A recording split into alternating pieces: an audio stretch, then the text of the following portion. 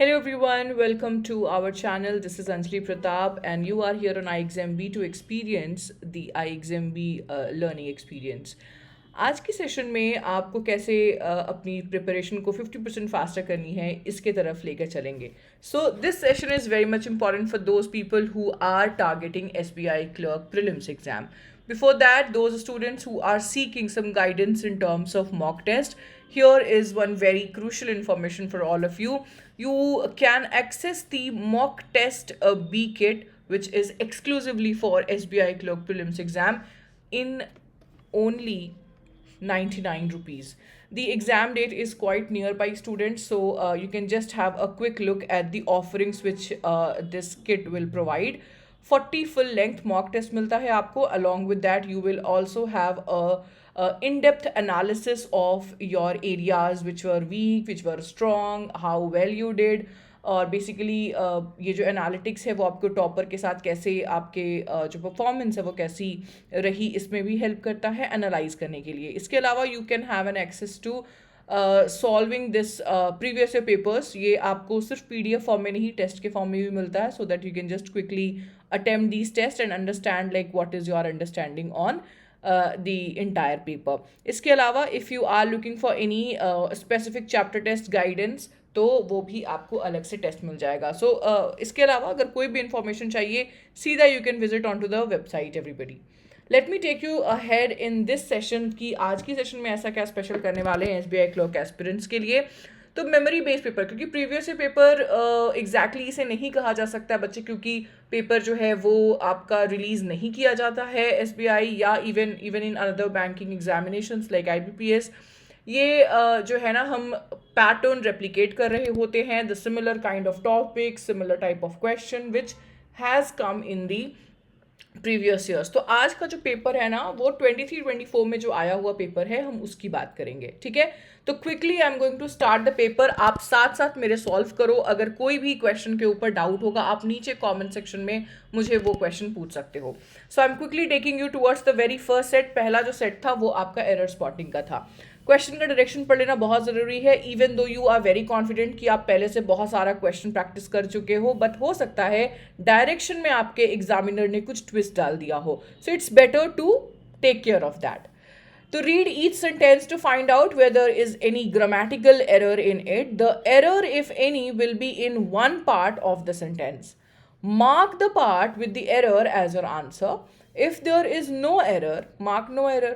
हमको कौन सा एरर जो है इग्नोर करना है? पंक्चुएशन वाला. ठीक है, चलिए. तो पहला क्वेश्चन कहता है this is not the first time that strikes by government employees are being made explicit illegal by the government. तो हम बात कर रहे हैं स्ट्राइक्स की जो गवर्नमेंट एम्प्लॉइज के द्वारा हुई है. तो प्रॉब्लम क्या है? प्रॉब्लम सीधा दिख रहा है यहाँ पे, एक्सप्लिसिट इलीगल. स्टूडेंट्स इलीगल जो है वो ऑलरेडी हमारा एडजेक्टिव है, तो एडजेक्टिव के पहले फिर से एडजेक्टिव लगाना कहाँ की समझदारी है? तो हमें इस एडजेक्टिव को चेंज कर देना पड़ेगा एडवर्ब में, और ये लो हमारा समस्या का समाधान हो गया. So our right answer should go with option number 4. The right answer should be explicitly illegal by the government. चलते हैं सेकंड क्वेश्चन की तरफ. देखो कितना बेसिक सवाल था. सेकंड क्वेश्चन देखते हैं. The argument about older plants finding it uneconomical to install pollution control equipment to meet environmental norms is a stronger one, as all coal plants should indeed reduce emissions. तो चीज़ें तो ठीक ही लग रही है, कोई दिक्कत तो यहाँ तक नहीं लग रही है हमें. तो क्या लगाना चाहिए answer? Option number E. Exactly. So आपको इस तरह के क्वेश्चन से भी एकदम कॉशन होना चाहिए. आपको थोड़ा ध्यान रखना पड़ेगा कि ज़बरदस्ती हमें एरर ढूंढने की ज़रूरत नहीं है बच्चे. If in one go you are not able to find out anything wrong in the sentence, there is high chance कि वो शायद नो एरर का क्वेश्चन हो. चलिए थर्ड क्वेश्चन अटेम्प्ट करते हैं. Around 53% of respondent said that कि in the last 12 months, e-com sites and online shopping apps were their most preferred mode of shopping for products and essentials for themselves and our families. भाई अभी तक तो ठीक चल रहा था. Pronoun में कुछ इनकन्सिस्टेंसी लग रही है कि नहीं लग रही है ना? अगर सेंटेंस को ध्यान से देखो तो हम बात कर रहे हैं देयर की, देमसेल्व्स की, हमने आई या मी की तो बात ही नहीं की है, तो ये आवर फैमिलीज की जगह पे कंसिस्टेंट होने के लिए क्या बिठाना पड़ेगा, देयर। अब देखो पूरा सेंटेंस आपको ठीक लग रहा होगा, right? So that was the error from pronoun. Next question है, the Karnataka government has argued that the proposed reservoir will regulate the flow to Tamil Nadu on a monthly basis as stipulated by the tribunal and the Supreme Court। मतलब supreme court और tribunal के द्वारा ये बताया गया है ना, तो ये ऑलरेडी हो गया students, the action is already done. तो क्या ये जो वर्ब का फॉर्म आपको दिख रहा है ये सही है? नहीं, इसी बनाना पड़ेगा हमें पास्ट में। So as stipulated by the tribunal and the supreme court. Again the error lies in option number 4। Error कहाँ से था? वर्ब के चैप्टर से था।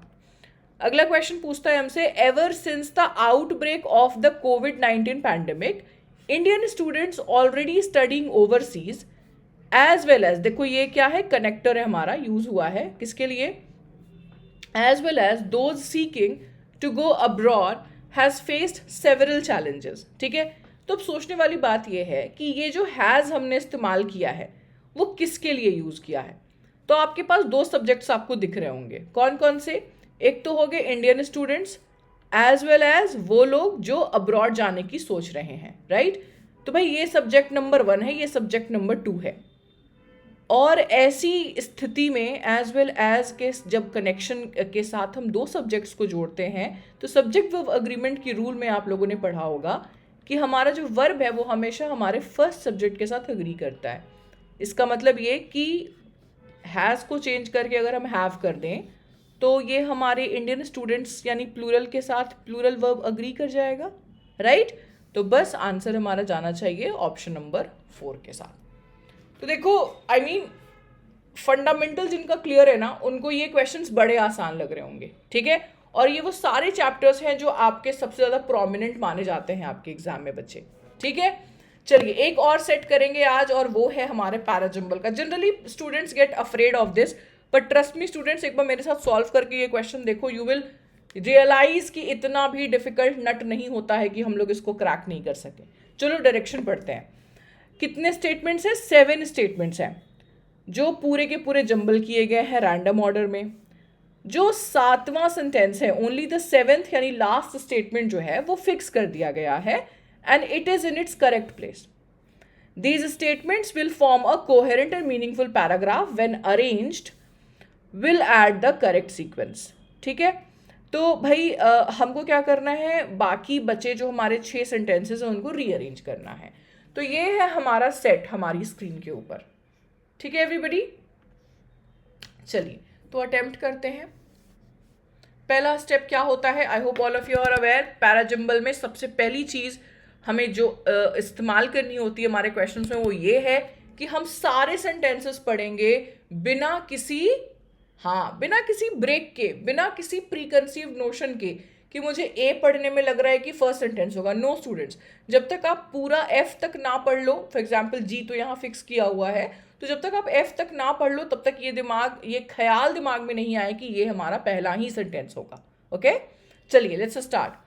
Called Goguryeo, the restaurant is run by Cho Min-yoon, a Korean national who has lived in Hyderabad for more than a decade.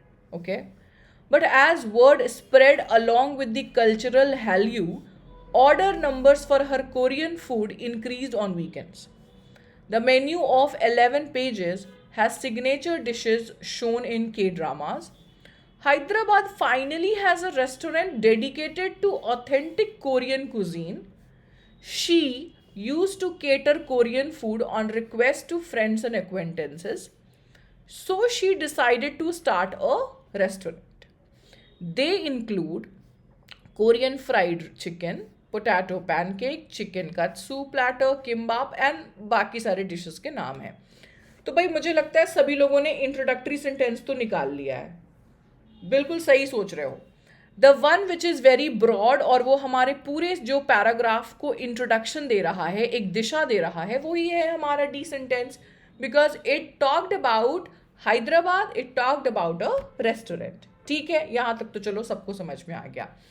अच्छा, अब ये restaurant है कौन? Now we are going to introduce this restaurant, right? And introduction D के बाद होना चाहिए ए का। तो डी और ए हमारा एक बढ़िया पेयर भी हो गया, we can say it as a mandatory pairs of us, right.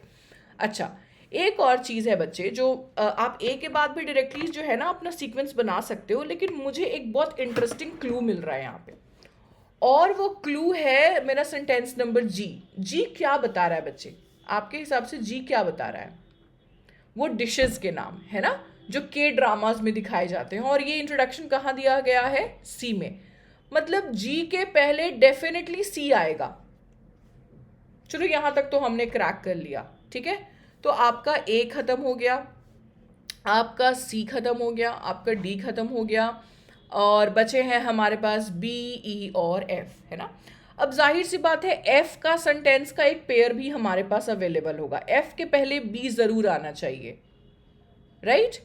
तो कहने का मतलब ये कि पहले जो ये हमारी शेफ है, आप इसको शेफ कह लो या चलो हम इनको ओनर मानते हैं, तो ये ओनर जो है ना वो पहले तो बस अपने दोस्तों को, परिवारजनों को ऐसे दे देते थे ये डिशेस, बट जैसे जैसे ऑर्डर बढ़ता चला गया उसने सोचा कि भाई हमको एक रेस्टोरेंट खोल लेना चाहिए, राइट। तो बात कहाँ पे फंस रही है हमारी? फंस रही है हमारी ई, बी और एफ पे। मतलब क्या हुआ, ए में हमने रेस्टोरेंट का नाम बताया, फिर हमने बताया कि भाई वो क्या करती थी, वो कोरियन फूड को रिक्वेस्ट पे बनाती थी, लेकिन जैसे जैसे उनकी बात जो है वो फैलती गई वैसे वैसे ऑर्डर नंबर बढ़ते गए, और इसी वजह से उन्हें एक रेस्टोरेंट शुरू करना पड़ा। और इस रेस्टोरेंट के मेन्यू में कुछ 11 सिग्नेचर डिशेस थे जो जनरली के ड्रामा में दिखाए जाते हैं, और उन्हीं का एग्जाम्पल जी में दिखाया गया है। मतलब हमारा फाइनल सीक्वेंस बनता है डी, सॉरी, मतलब हमारा फाइनल सीक्वेंस बनता है डी, ए, ई, बी, एफ, सी, जी। अब देखो यहाँ से क्वेश्चन कैसे आए हैं, मतलब अगर यहाँ तक तुमने कर दिया तो फिर काम हमारा डन है। सो थर्ड सेंटेंस कौन सा है भाई? सेंटेंस नंबर ई, सॉरी सेंटेंस नंबर ई है हमारा थर्ड सेंटेंस, राइट। ये लगा दिया हमने। सेकेंड क्वेश्चन हमसे पूछा गया है which of the following is the fifth sentence. तो भाई फिफ्थ सेंटेंस कौन सा था? हमारा एफ था, क्योंकि सीक्वेंस क्या है? डी, ए, ई, बी, एफ, सी, जी। जी तो हमारा फिक्स ही था, तो 1 2 3 4 एंड 5, तो फिफ्थ सेंटेंस हमारा एफ हो गया। चलिए अब हमसे पूछता है फोर्थ सेंटेंस कौन सा है, तो फोर्थ सेंटेंस बी था हमारा, तो बी कहाँ है भाई? ऑप्शन नंबर ई में है, वो हमने लगा दिया। एंड फर्स्ट सेंटेंस, मुझे लगता है ये तो सबका आंसर करेक्ट होगा, and that is option number A, sentence number D. और एक लास्ट क्वेश्चन है सिक्स सेंटेंस, यानी कि सेकंड लास्ट सेंटेंस आप कह लो, तो वो आपका सी था, राइट। तो ऐसे करके हमने अपना सीक्वेंस बना लिया। तो इसका मतलब ये है कि अगर हम सोच लें कि हम कर पाएंगे तो हम ज़रूर कर पाएंगे बच्चे। आज के लिए इतना ही, सेकंड पार्ट पे जल्दी मिलते हैं और हम वहाँ पे अगले सेट सॉल्व करेंगे 2023 और 24 का पेपर। इस सेट को लेके कोई भी डाउट है, कोई भी कंफ्यूजन है, feel free to ask that in the comment section. आज के लिए इतना ही। Thank you everyone, bye bye and take care.